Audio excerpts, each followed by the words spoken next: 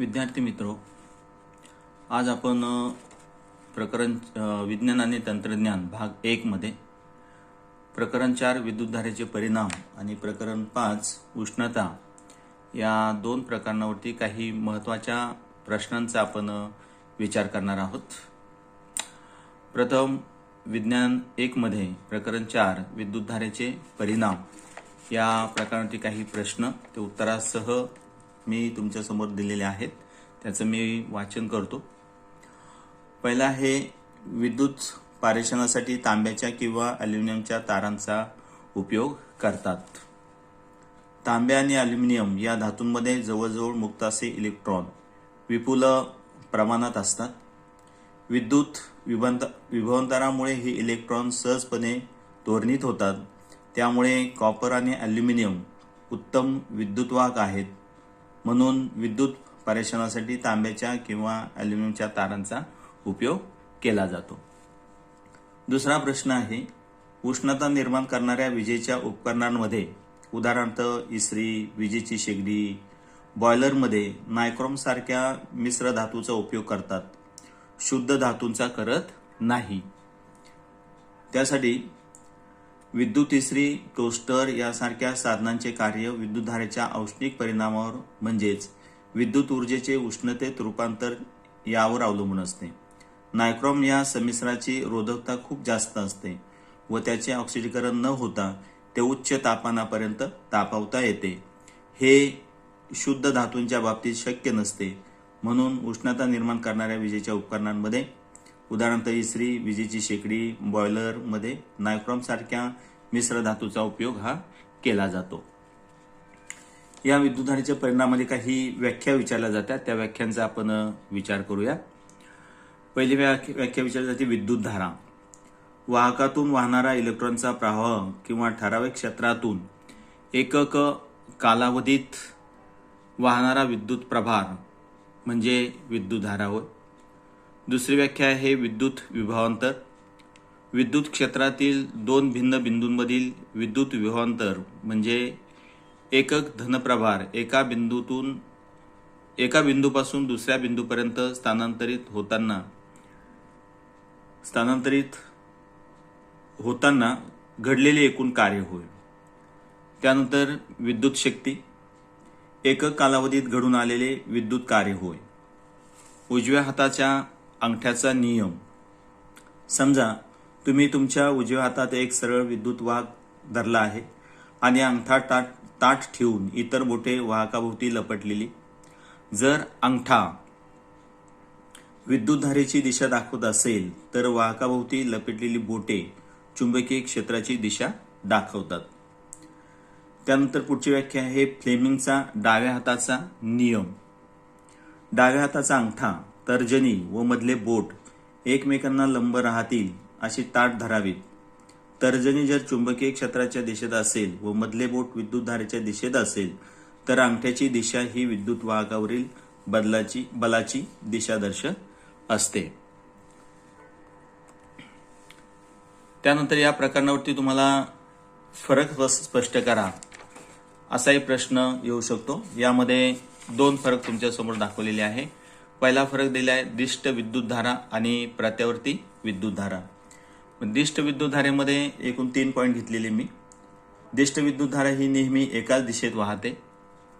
घरगुती उपकरणासाठी ही विद्युतधारा मोठ्या प्रमाणात वापरता येत नाही। आणि तिसरा पॉईंट आहे वारंवारता काय असते, 0 असते। तर प्रत्यावर्ती विद्युतधारा ही जी आहे ही आपली दिशा ठराविक कालाने बदलत असते। घरगुती विद्युत हीटर, फ्रीज, इस्त्री यासारख्या मोठ्या उपकरणात ही विद्युतधारा वापरता येते। आणि तिसरा पॉईंट आहे या विद्युतधारेची वारंवारता 50 Hz आहे, हर्ट्झ आहे। त्यानंतर दुसरा फरक इथे दाखवलेला आहे विद्युत चलित्र, विद्युत मोटर आणि विद्युत जनरेटर। विद्युत चलित्रामध्ये इथे 3 पॉईंट घेतलेले आहेत। विद्युत ऊर्जेचे यांत्रिक ऊर्जेत रूपांतर करणारे उपकरण। यामध्ये आर्मेचर कॉइलमधून विद्युतधारा प्रवाहित करण्यासाठी बॅटरी वापरतात आणि यात अर्धवर्तुळाकार परिवर्तक वापरतात। तर विद्युत जनित्र जे आहेत, विद्युत जनरेटर आपण म्हणूया त्याला, यामध्ये यांत्रिक ऊर्जेचे विद्युत ऊर्जेत रूपांतर केले जातं. विद्युत जनरेटरात बॅटरी मात्र वापरत नाही आणि यामध्ये पितळी रिंगा वापरल्या जातात. त्यानंतर विद्युतधारेच्या औष्णिक परिणामाचे व्यावहारिक उपयोग असा प्रश्न विचारला जातो. विद्युत दिवा, विद्युत इस्त्री, वितळ तार, शस्त्रक्रियेमध्ये शरीराचे स्नायू कापण्यासाठी, प्लॅटिनमची तार गरम करण्यासाठी, उद्योगधंद्यामध्ये झाडकाम, जोडकाम, कर्तन, वेधन यासाठी या विद्युतधारेच्या औष्णिक परिणामाचे व्यावहारिक उपयोग आहे. विद्युत जनरेटरचे तत्व सांगा असाही प्रश्न विचारला जातो.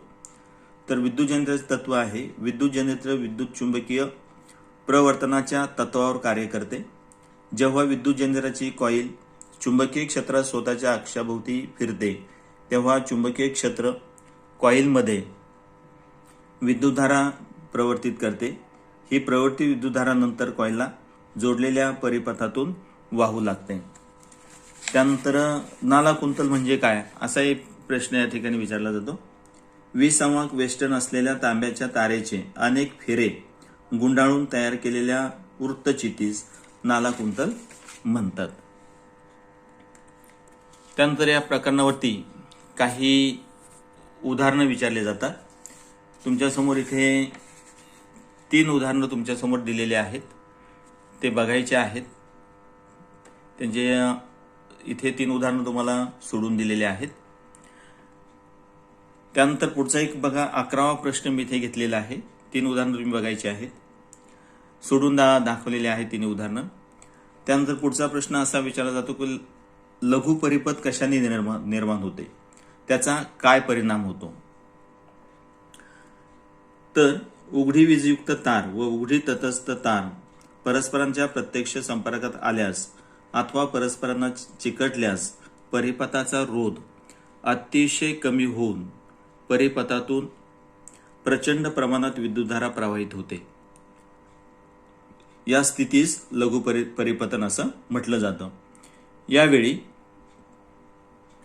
प्रचंड प्रमाणात उष्णता निर्माण होते, त्यामुळे परिपथात आग लागू शकते.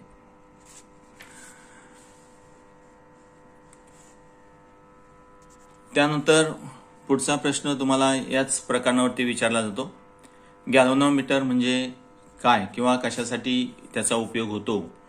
तर गॅल्व्हनोमीटर कशासाठी उपयोग होतो, तर गॅल्व्हनोमीटर या संवेदनशील उपकरणाचे कार्य विद्युत चलित्राच्या तत्वावर आधारित आहे. गॅल्व्हनोमीटरचा उपयोग परिपथातील विद्युतधारेचे अस्तित्व ओळखण्यासाठी करतात. याने विद्युतधारेची दिशाही समजते. यात काही बदल करून त्याच्या मदतीने काही विद्युतीय मापन करता येऊ शकते. विद्युत प्रभार, विद्युतधारा व विद्युत विभवांतर याचे मापन करण्यासाठी गॅल्व्हनोमीटरचा उपयोग हा केला जातो. पुढचा प्रश्न असा आहे की विद्युत चुंबकीय प्रवर्तन म्हणजे काय, त्याचा शोध कोणी लावला असाही प्रश्न विचारला जातो या प्रकरणावरती. तर विद्युत चुंबकीय प्रवर्तन म्हणजे काय, तर ज्या प्रक्रियेमध्ये वाहकातील बदलत्या चुंबकीय क्षेत्रामुळे दुसऱ्या वाहकामध्ये विद्युतधारा प्रवर्तित होते त्या प्रक्रियेला विद्युत चुंबकीय प्रवर्तन म्हणतात. याचा शोध मायकेल फॅराडे याने 1831 मध्ये व स्वतंत्ररित्या जोसेफ हेनरी याने 1830 मध्ये लावला. त्यानंतर पुढचा प्रश्न आहे, एसी जनरेटर म्हणूया 2 उपयोग लिहा, किंवा ज्यात प्रत्यावर्ती विद्युतधारेचा उपयोग केला जातो अशा 2 साधनांची उपकरणांची नावे लिहा असा प्रश्न विचारला जातो. तर यामध्ये एक आहे विद्युत जलतापक, दुसरं आहे प्रशीतक, त्याला म्हणूया रेफ्रिजरेटर, आणि विद्युत इस्त्री आणि धुलाई मशीन. आता इथे ह्या जनरेटरचे रचना व कार्य आणि आकृती काढून भागांना नावे द्या असा मोठा प्रश्न तुम्हाला विचारला जाऊ शकतो. तर तो प्रश्न जो आहे तो आपल्या पुस्तकामध्ये दाखवलेला आहे, त्याचं उत्तर जे आहे ते शोधून तुम्ही लिहायचं आहे. असे महत्त्वाचे प्रश्न या ठिकाणी या प्रकरणावरती विचारले जातात. पुढचं प्रकरण आहे उष्णता. आता या उष्णता प्रकरणावरती काही प्रश्न आपण बघूया. पहिला आहे, पदार्थाच्या अवस्था बदलातील अप्रकट उष्माची भूमिका स्पष्ट करा. हा एक महत्वाचा प्रश्न आहे. एकक वस्तुमानाच्या स्थायू पदार्थाचे द्रवामध्ये पूर्णपणे रूपांतर होत असताना स्थिर तापमानावर जी उष्णता स्थायू शोषली जाते त्या उष्णतेला वितळणाचा विशिष्ट अप्रकट उष्मा म्हणतात. ब. एकक वस्तुमानाच्या द्रव पदार्थाचे वायूमध्ये पूर्ण रूपांतर होत असताना स्थिर तापमानावर जी उष्णता द्रावात शोषली जाते त्या उष्णतेला बाष्पनाचा विशिष्ट अप्रकट उष्मा म्हटले जातं. आणि क.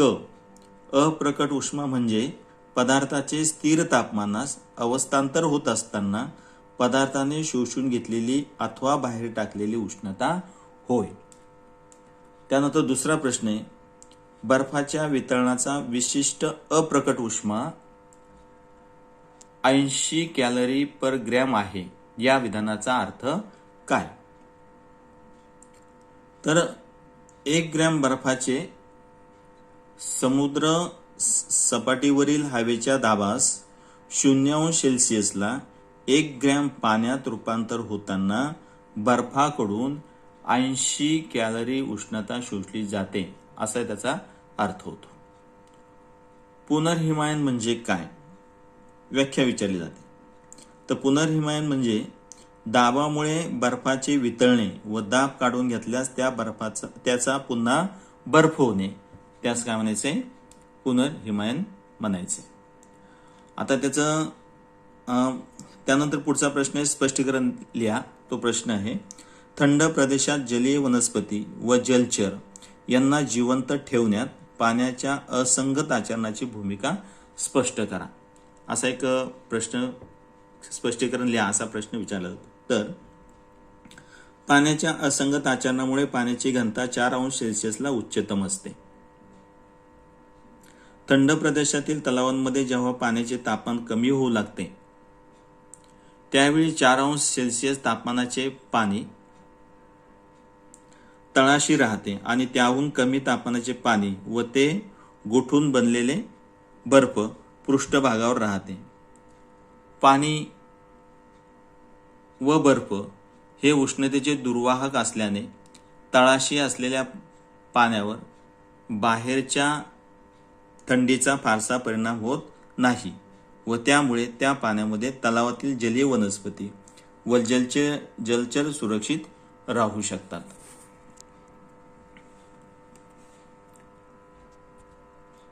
त्यानंतरचा पुढचा प्रश्न या प्रकरणावरती, उष्णता या प्रकरणावरती विचारला जाऊ शकतो व्याख्याच्या स्वरूपामध्ये. दवबिंदू तापमान. किंवा पाचवा प्रश्न आपण घेऊया अगोदर. हवा संपृक्त आहे की असंपृक्त आहे हे कशाच्या आधारे व कसे ठरवले जाते? म्हणजे हवा संपृक्त आहे की असंपृक्त आहे हे कशाच्या आधारे ठरवले जाते? तर हवा संपृक्त आहे की असंपृक्त आहे हे हवेतील बाष्पाच्या प्रमाणाच्या आधारे ठरवतात. हवेची सापेक्ष आर्द्रता 100% असल्यास ती हवा बाष्पाने संपृक्त असते. हवेची सापेक्ष आर्द्रता 100% कमी असल्यास ती हवा बाष्पाने असंपृक्त असते. दवबिंदू तापमान. एका विशिष्ट तापमानाची असंपृक्त हवा घेतली व तिचे तापमान कमी करीत नेले तर तापमान कमी होताना ज्या तापमानास हवा बाष्पाने संपृक्त होते त्या तापमानास दवबिंदू तापमान म्हटलं जातं. त्यानंतर पुढचा प्रश्न विचारला जातो, निरपेक्ष आर्द्रता म्हणजे काय? तिचे एकक सांगा. एकक आकारमानाच्या हवेमध्ये असलेल्या पाण्याच्या वाफेच्या वस्तुमानास निरपेक्ष आर्द्रता म्हणतात आणि एकक आहे किलोग्रॅम पर मीटर क्यूब किंवा मीटरचा घन. त्यानंतर पुढची व्याख्या, सापेक्ष आर्द्रता.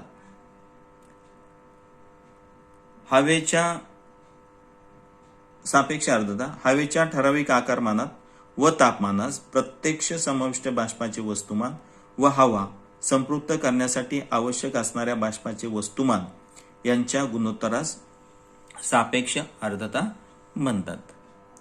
नंतर 1 कॅलरी उष्णता म्हणजे काय, किंवा 1 कॅलरी उष्णता व्याख्या लिहा असा प्रश्न हा विचारला जातो. 1 ग्रॅम पाण्याचे तापमान 14.5 अंश सेल्सिअस ते 15.5 अंश सेल्सिअस पर्यंत म्हणजे 1 अंश सेल्सिअसने वाढवण्यासाठी लागणाऱ्या उष्णतेस 1 कॅलरी उष्णता म्हणतात. 10चा घन कॅलरी बरोबर 1 किलो कॅलरी. त्यानंतर पुढचा प्रश्न आहे, पदार्थाच्या विशिष्ट उष्मधारिकतेच्या मापनासाठी कोणत्या तत्वाचा वापर करतात? उष्णता विनिमयाच्या तत्वाचा उपयोग करतात. उष्णता विनिमयाचं तत्व काय आहे? 2 वस्तूंची प्रणाली वातावरणापासून वेगळी केल्यास म्हणजे उष्णतारोधक पेटीत ठेवल्यास पेटीत बाहेरून उष्णता आत येणार नाही किंवा पेटीतून उष्णता बाहेरही जाणार नाही. अशा स्थितीत वस्तूने गमावलेली उष्णता बरोबर थंड वस्तूने ग्रहण केलेली उष्णता. कालांतराने दोन्ही वस्तूंचे तापमान समान होते. पुढचा प्रश्न आहे, विशिष्ट उष्मधारकता म्हणजे काय? एकक वस्तुमानाच्या पदार्थाचे तापमान 1 अंश सेल्सिअसने वाढवण्यासाठी लागणारी उष्णता. थंडीच्या दिवसामध्ये थंड प्रदेशातील नळ फुटण्याचा संभव असतो असे एक शास्त्रीय कारण विचारले जाऊ शकतं. तर त्याचं उत्तर आहे, थंड प्रदेशामध्ये थंडीच्या दिवसात वातावरणाचे तापमान बऱ्याच वेळा शून्याच्या खाली जाते. पाण्याच्या असंगत आचरणामुळे पाण्याचे तापमान 4 अंश सेल्सिअसच्या खाली गेले असता ते प्रसरण पावते व त्याचे काय होते, बर्फ बनते. तर त्याचेही आकारमान काय होतं, वाढलं जातं. अशा परिस्थितीत नळातून वाहणाऱ्या पाण्याचे व त्यापासून बनलेल्या बर्फाचे आकारमान बरेच वाढल्याने त्याचा दाब काय होतो, त्या नळावरती पडतो व त्यामुळे काय होतात, नळ फुटतात. पुढचा प्रश्न आहे, हिवाळ्यात कधी कधी रात्री दव पडते. हे एक असं शास्त्रीय कारण विचारलं जातं. तर त्याचं उत्तर आहे, हिवाळ्यात रात्रीच्या वेळी हवेचे तापमान दवबिंदू तापमाना इतके कमी किंवा त्याहूनही कमी होऊ शकते. तापमान दवबिंदू तापमानापेक्षा खाली गेल्यास हवेतील अतिरिक्त पाण्याच्या वाफेचे संगणन होते आणि ती थंड पृष्ठभागावर जमा होते. थंड पृष्ठभागावर जमा झालेले पाणी म्हणजेच काय आहे, दव होय. असं शास्त्रीय कारण या उष्णता या प्रकरणावरती विचारले जातात. त्यानंतर या प्रकरणावरती काही उदाहरणं विचारलेली आहेत. इथे 2 उदाहरणं दिलेली आहेत. ते 2 उदाहरणं सोडून दाखवलेले आहे ते बघा. 16 प्रश्न आहे, तापमानाची एकके सांगा असा 1 मार्कासाठी प्रश्न विचारला जातो. तर तापमानाची एकके आहेत अंश सेल्सिअस, अंश फॅरेनहाइट व केल्विन, केने दाखवले. ही तापमानाची काय आहे, एकके आहेत. त्यानंतर 1 मार्कासाठी अजून प्रश्न विचारला जातो, ऊर्जेची एकके सांगा. तर ऊर्जेची एकके आहेत अर्ग, जूल व कॅलरी. तसेच 1 कॅलरी बरोबर 4.18 जूल. इथे गाळलेल्या जागामध्ये तुम्हाला 1 कॅलरी बरोबर टिंब असा प्रश्न विचारला जाऊ शकतो. त्यानंतर अर्ग व जूल यामधील संबंध 1 मार्कासाठी. 1 जूल बरोबर 10⁷ अर्ग. जूल व किलो कॅलरी यामधील संबंध 1 किलो कॅलरी बरोबर 4.18 गुणिले 10⁻³ जूल. त्यानंतर 20वा प्रश्न आहे, पाण्याच्या काही गाळलेल्या जागा तुम्हाला विचारतात. इथे मी 3 गाळलेल्या जागा दिलेल्या आहेत. पाण्याच्या असंगत आचरणाचा अभ्यास करण्यासाठी टिंब याचा उपयोग केला जातो. तर ते आहे होपचे उपकरण. बर्फ वितरणाला त्याचे आकारमान टिंब होते. किती कसे होते, कमी होते. पाण्याच्या बाष्पनाचा विशिष्ट अप्रकट उष्मा टिंब आहे. तो आहे 540 कॅलरी पर ग्रॅम. जसे गाळलेल्या जागी विचारले जातात.